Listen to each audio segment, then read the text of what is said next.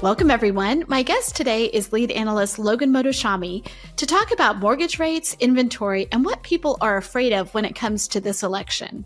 Logan, welcome to the podcast. Wow, what a day. What a Monday. What a Tuesday. Election week, Fed week, everything. The whole enchilada. Huge day, huge. So we are recording this on Tuesday, November 5th, so election day. We don't know how the election's going to turn out, but we are going to talk about it in terms of some things you can speak to there. But first, we want to talk about the 10-year yield and mortgage rates, because the last time we were on the podcast, we were going in one direction. Tell us what's happened since then. Well, actually, first, we're going to talk about fantasy football. Oh, no. Because now Okay. it's like a symphony dance. You are 1-8 and I am 8-1.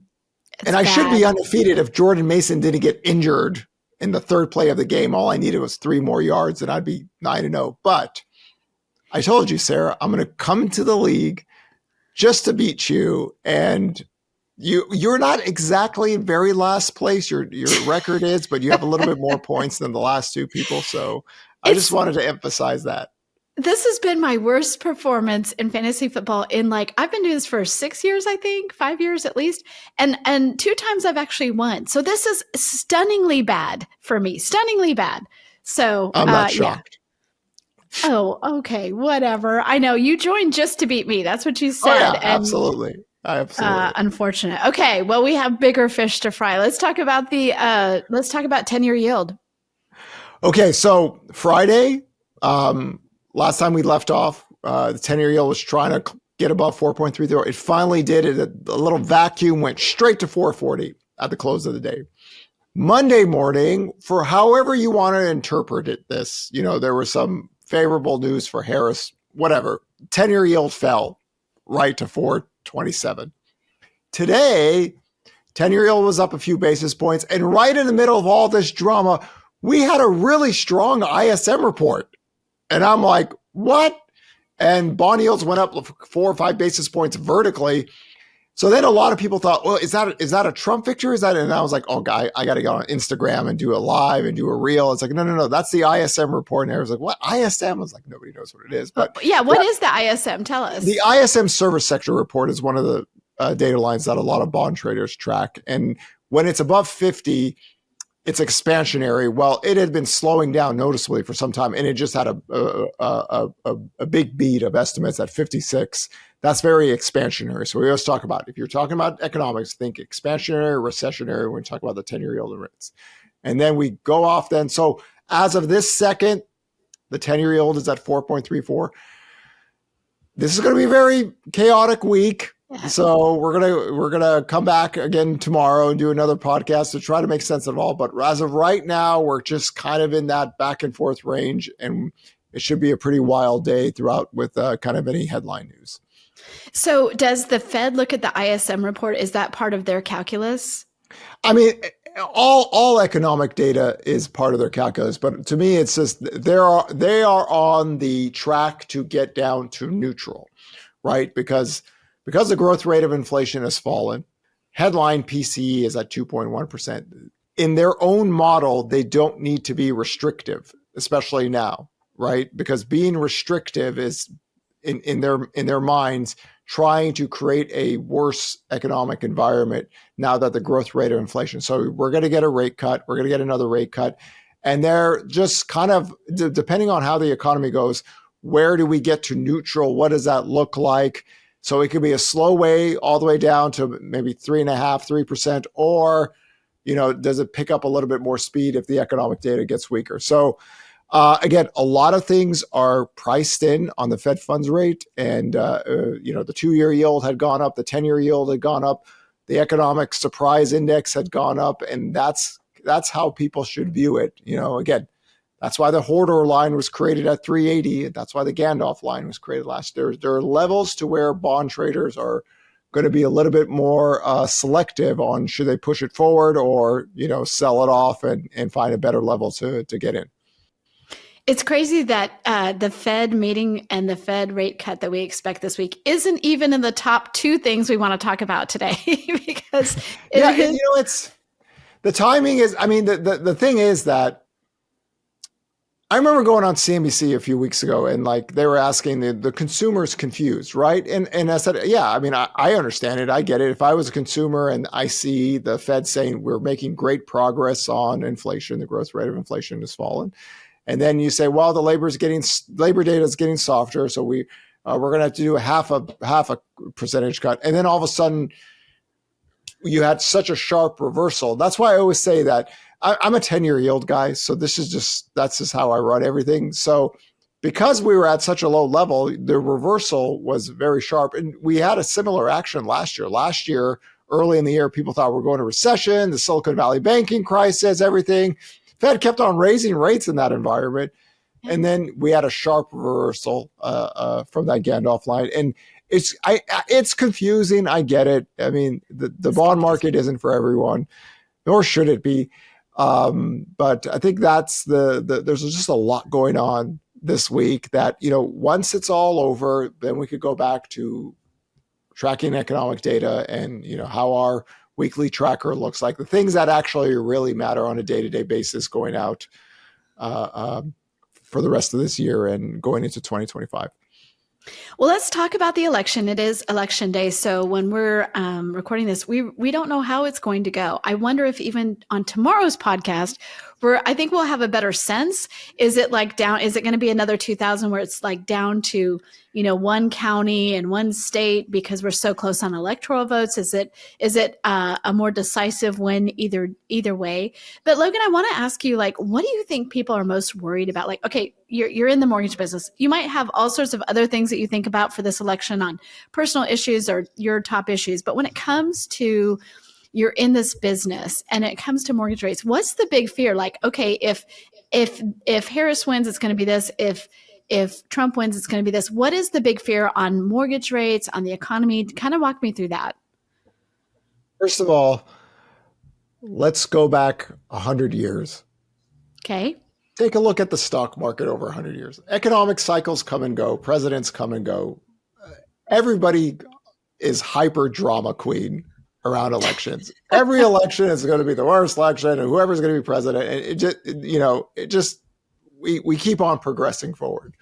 So because we've become polarized and because of social media, it makes it appear that we have so many people that are just going to freak out. And in general, once it's over, we just kind of move on. And people don't purposefully do something to create a negative economy and have it go that way. And that's generally what happens in economic cycles. And I remember this during the last decade, when Obama was president and everybody said, oh, well, socialism, whatever. We had the longest economic expansion ever. And then Trump became president, everybody's freaking out. And I remember one of the first events I ever spoke at, Trump became president. I said, everybody, relax. Everything's going to be okay, So I think that hyperpolarization and social media amplifies that people are acting crazy. In general, they don't, right? People go to work the next day and everything. For the mortgage industry, just because I thought a lot of conservative Wall Street people came out and said, if Trump does this, it's tariffs and it's inflationary and the Fed's going to be. So one of the things that I've tried to highlight recently is that there is actually work that the Federal Reserve did on tariffs in 2018. Of course, it's 2018. Hiking rates with a negative inflationary impact of tariffs actually is recessionary. And I just want to remind everyone, the trade war tap dance and all the tariffs back and forth, it didn't create breakaway inflation back then either. So because the noise is so loud, I think it's going to make it seem like, this is for certain. And if there was a huge inflationary period or the Fed's going to have to be, the bond market would be so north of 5% at this point. And it's on that technical level. And this is why I encourage everyone, if you can do this, go get a 10-year-old chart, bring it out for 5 years, take a crayon. Don't take a crayon because it'll ruin your screen. But just take your little cursor, take that 5%, and that downtrend is still intact, even with everything going on, even with supposedly this crazy inflation about to happen. So I've I understand like people remember that, when Trump won the first time, bond yields went up. We have to remember we were at like 160 back then. That was actually the low point of my forecast range back then. So ebbs and flows with 10-year channels, work off of the channels, but try not to get so involved into the macroeconomic discussions about these big Titanic moves and stuff. So I think that's just some people just took what conservative Wall Street said, and hey, we're 10-year-olds are going to go to 5%. We're going to have 8 to 9% mortgage rates. You guys have to always remember there is a group of our conservative society called the anti-central bank movement, and these people crazy all the time, and they're just going to constantly do doom porn all the time, and this is just who they are. And it's like 14 years since I've watched this, and they're never going to change. And it's just you have to like get them out of there and just focus on the economic. That's why we're here. This is why we try to get the most authentic, real economic data. I don't care about political ideological theory because it makes very smart people very stupid very fast. We just want to focus on the data. If something happens where there's this huge trade war or whatever, we'll take care of that at that point. But for right now, keep an eye on that 440 level. The economic data got better. ISM service today. There's a lot of surprise indexes that improved and the bond yields went up, and that's pretty normal with economic cycles. Back in the last decade, we were 163%, 163%, 163% here. It's nothing too crazy.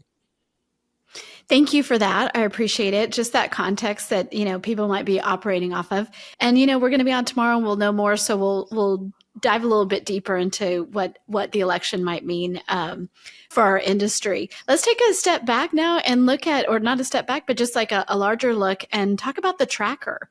Because you saw some really interesting things on the tracker this week, which is published on Saturday with the data of the week that ends on Saturday or Sunday. So it's very, very up to the minute data.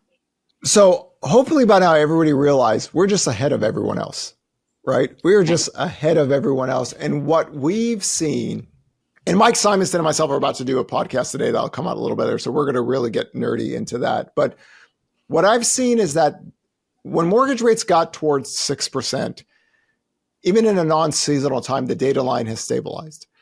And the data line stabilized with that supply and demand equilibrium. That pricing is, I can't believe I'm saying this, pricing firmed up in a seasonal soft period. Wow. And it's just, you can visually see this. And remember, we're months ahead of the NAR, we're months ahead of the Case-Shiller. And if this keeps on continuing, which will even shock me even more with rates here, that's very noticeable. Because I always look at it this way. The last 3 years, 2022, 2023, 2024, we had the fastest crash in sales, and we've been at 4 million. 4 million is my base level for a very long time. But every year that goes on, we're missing about 1.3 to 1.7 million home buyers. So this pool is getting bigger and bigger. Now, I generally don't believe in pent-up demand theory. I think it's always a marketing gimmick. But here, if rates stay, hypothetical, let's say rates stay at 7% for the next 4 months around here, and the data still stays firm, we're finding a firmer bottom in the data line. And that, when I think about that, is every year that goes on, wages grow. Every year that goes on, household formation grows. The NAR just came out with data talking about, what kind of the home buyers that we have in America, they have like 114,000 income. If you put two incomes together, this is how you get near 5 million home sales every year. But it's firming up, and you just have more buyers in the pool that haven't been in there. So if rates fall back down to 6% again, if you go look at the tracker, you can see it changes the whole supply and demand equilibrium in the pricing curve. And in a non-seasonal time, that's a little bit more. It looks so different than 2022. Like 2022, we just had a crash in sales. And I think so many people are still stuck in that 2022, the price cut percentage. They just don't know how to read it. But I encourage everyone, go read it and see that we're so ahead of everyone that if the data line gets better or deteriorate, we'll be the first to tell you. But if it stabilizes and then rates fall, and then one thing on the political side is, Harris's $25,000 credit for first-time home buyers. The 2010 home buyer tax credit, I hated that idea so much. It was really the reason I wanted to write about housing. But if something like that happens, back then it boosted up sales. Here, it'll boost up sales. So something to think about in the future. We're pretty late in the year. But if rates fell back down to 6%, and now we're hitting the seasonal time frame, and the data line is firming already, that's a game changer, right? But we're still elevated at 7%. But it's something to think about, because now we've tested this twice now, at the end of 2022, going into early 2023, and the middle part of 2024, that just getting to 6% mortgage rates can change this, because we are working from such a low level of sales. At some point in the future, if sales rise, it's going to change the dynamics, and we don't have the very low bar. But man, it really, price is very resilient, even with the inventory increases. And it's something we look at, we think about, and we go out forward with it. But now we have two years where this has happened, and we have to make that a part of the model now going out in the future. Okay, let me ask you something, Logan. As you know, I recently had on Adam Ozimek, and he was talking about a really interesting proposal to get more building done, right? Let me, and you have a Harris proposal for 3 million, which you and I have talked about how that's probably not going to happen. But I liked his proposal has some legs to it. From your perspective, how much much more inventory do we need? What is the target inventory if you were going to be like, here's a balanced market. Here's a balanced market of inventory so that it just makes it all work. What is that number? This is interesting because I have a totally different take than anyone else on this. First of all, I have yet to have somebody answer my question. We're like have 1 million housing starts now. So whoever the president is, unless mortgage rates like shoot up higher, any president is going to build 3 million homes over the next 4 years. That's just normal. So I don't know if it was an additional 3 million. I don't believe we do this as a country. It's been 5-6 decades, and we I know, don't but I'm do this. asking you, what is the right inventory level to get it stable? So we're almost there.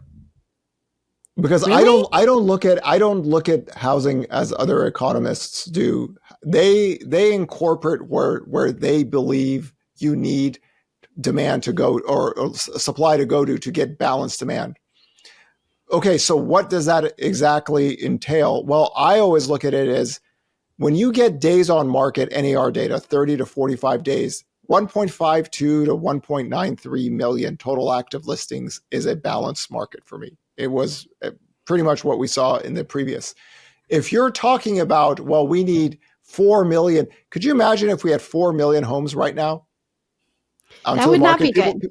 No, well, no. I mean, you have supply, but there's a lot of choices. That means you're going to have a lot more competition. I don't believe we do this as a country. We don't oversupply housing, right? The builders don't do this because they have to impact their profit margins, right? Sellers are buyers mostly. So the function of housing is, well, sellers are buyers, 70 to 80%, it's a wash. So I look at it in this context. If we get 1.52 to 1.93 million 4-month supply, I'm good. All my low inventory discussions goes out the door because that's what I was in the last decade, right? We just had, the history of nominal home prices rising. It's very evident. Most of the time it rises. We basically facilitate a lot of subsidization in housing, and it creates a lot of wealth. Nobody's going to ruin that party. Where we do not, it has not happened for 6 decades for a reason, right? So we're actually almost to where I look at it. Every other economist have these numbers, 5.5, 3.7, 1.3. I am right now at 1.39 million total NAR inventory. We're not that far from, I consider it balanced with 4-month supply. Now, that equilibrium can change. Let's say rates go down to 4.75, demand picks up more, and then we go back down. So it's tricky, but again, if you go back like 100 years, what is the one sector of America where productivity is basically negative? It's construction, it's residential, it costs a lot, right? Rules, regulations, zonings, everything. So you can do what you can, but I just fundamentally believe we don't oversupply housing in this, and we've already pulled back. And that's why we wrote that article in 2021. Like, if people wanted to know the history of housing economics, we wrote that why we can't build ourselves. And this was 2021. This was in the middle of team higher rates. We're about to say, once rates rise, look what happened. So I understand what Adam's writing about, and I understand what other economists write about. I just don't believe it happens. There's a supply and demand equilibrium right now, and they'll build enough homes if it makes it profitable out there. And we're not that far from my balanced marketplace. And that's my take. That's been my take for a very long time. And I wasn't a low inventory person back then in the last decade. It's just that we broke to all-time lows of inventory right before COVID hit and the days on market collapsed. There's where it's bad. So team higher rates, guess what? Active inventory is growing. We're getting almost back to where I would say normal balanced marketplace. I guess my question there is because you were like, we're undersupplied X amount, and now it's been this many years, or we would normally have this many sales. And so it feels like there is this missing, even in I don't fundamentally believe in the theory that inventory is holding sales back. And I never have. I can prove it. This is something you and I have talked about a lot because it doesn't make sense to me. So I bring up this. We had more home sales in 2021 with inventory basically at all-time lows, 2 million. Now you have to explain to me, how did we get 2 million more home sales with inventory much lower than we have today? Sarah Wheeler. So it was because the homes went on the market and went off the market before they could hit the inventory numbers. Yes, that is correct. So we're able to buy and sell homes much faster now because we can do loans much faster. So you can get your home on the market. You could get it sold within 8 to 11 business days. So the inventory naturally doesn't grow. So in 2021, everybody said, well, at first, like, wait a second. I remember getting this question. How do we get all these home sales when everybody said there's no homes to buy? Because for 10 years, I've said that is a marketing gimmick. There's no homes to buy. How do we get 6.5 million home sales, but there are no homes to buy? Because the supply and demand equilibrium of how housing works now with how fast we could close, you could get sales. So I will go to my grave on this one. It was a marketing gimmick. The data shows it. People say, now you could say that if there's more choices, right? I love the fact that inventory is growing because now there's more choices. The days on market grow. People don't have to be forced to bid against each other. Right. But in 2021, we had a lot more home sales, 2 million more with less inventory.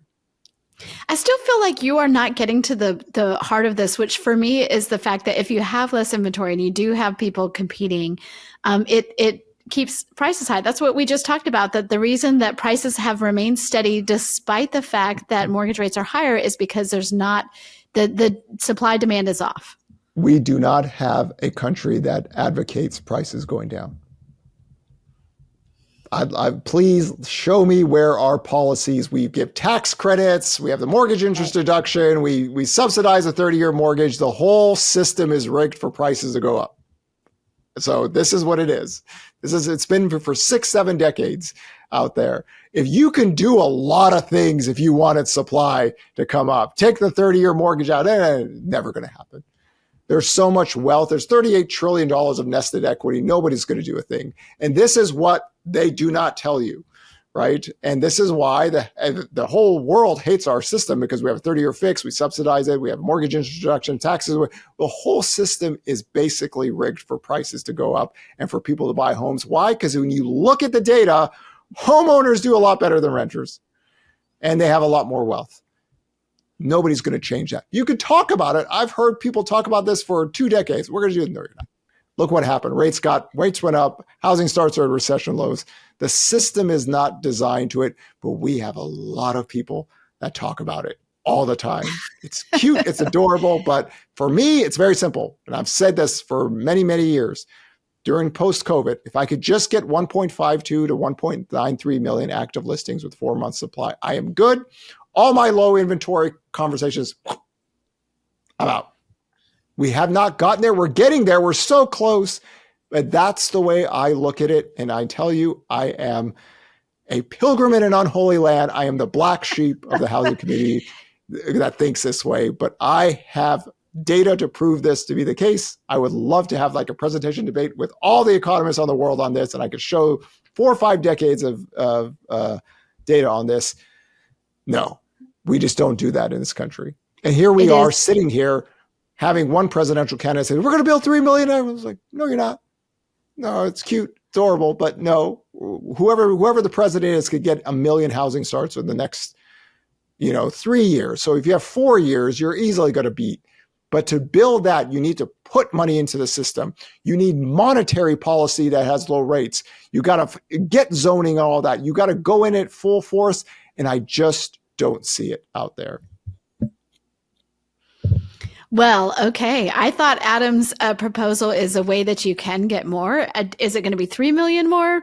I don't think so, but I do think that there is some legs there. But to your point, the whole system is set up a certain way. I mean, it's why homeownership is such a goal here, where it's not in other parts of the world. If you didn't have all those incentives, if it was not a wealth creator, then there's less reason to have a home. It really is an unfair advantage we have in America. I mean, my counterparts in other countries just like, oh my God, you guys have a 30-year fixed debt cost, rising wages, equity is built. Oh my, people are sitting there. We have trillions and trillions of dollars that are going to be passed down to generations and generations. We are the only economic superpower left in America, and this is one of the reasons for it. Why do you think the anti-central bank people hate America so much? Why are they doomed? Because they can't break this. The only time where it went wrong is when we facilitated too much credit demand on exotic loan debt structures, and the whole thing blew up. Now, because of qualified mortgage, like if I had to like say one thing, learn about the qualified mortgage law in 2010 and the 2005 bankruptcy reform laws. It explains the last 14 years. We had the longest economic job expansion ever recorded in history. We had the fastest and strongest recovery ever COVID, because household balance sheets are different, because homeowners, the ones that do a lot of the consumption and spending in this country, have never looked better. You see me in the nerd tour. You've seen all those charts. I mean, even if you're a crazy person, you got to go, wow, damn. That looks good. What are these crazy people on YouTube saying, It's true. It's true. Well, Logan, thank you for being on. I did want to give a shout out to some of the people I met yesterday. I was at the Texas MBA Symposium. It was a great event. It's still going on today. And I got to meet some of our fans. That was really fun. People who read HousingWire, but also fans of this podcast. So shout out to them. Thanks for coming up and telling me. They had some choice words to say, some praise for you, Logan, of course. So that was fun. It was a fun event. And tell you to stop picking on me? No, Logan be himself? No one said that, as a matter of fact. So they actually, one person said, I did a really good job keeping you in line. So that's what they say to me. What they say to you, know what? Like, it's interesting. It's interesting. Nobody's really seen me like full out yet. There's going to be some event where Logan, it'll be like Hulk Hogan running into the stage or the Ultimate Warrior, and it's going to be a show, but not yet. This is why I'm here. That's right. Not yet. So thanks for being on. And I will talk to you again tomorrow when we will know more. So thanks so much. Pleasure.